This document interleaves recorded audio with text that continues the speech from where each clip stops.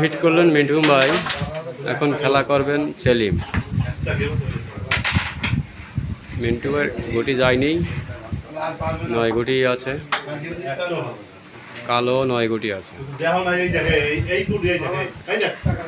এখন কালো গুটি খেলার চেষ্টা, সেলিম খেলতেছে। সে বলছে ভাই এবার ক্লিয়ার করে দেবো বোর্ডটা, অর্থাৎ রেড শো 10 গুটি। খেলা তো ছোটা,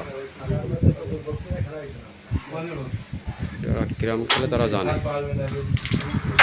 সুন্দর করে একটা 3 চাপ খেললেন। পরবর্তী খেলার ধাপ দেখি।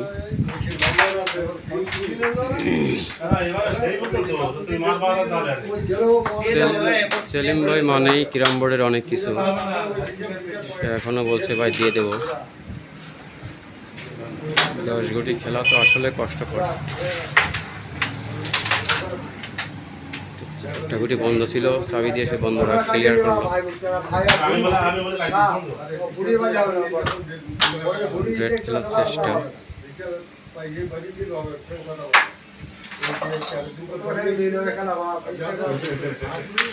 সুন্দর করে রেডটা খেললেন। কালো গুটা মুখের কাছে পৌঁছে গেল।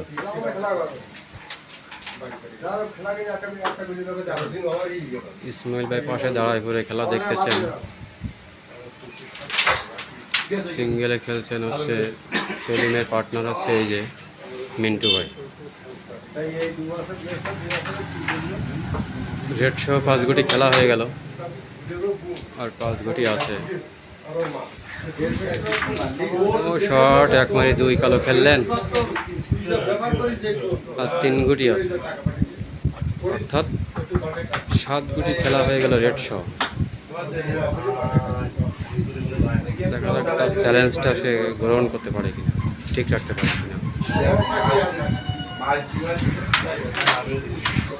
টাসে একটা ঘুড়ি খেললেন, ঘুড়িটা অনেক দূরে চলে আসলো,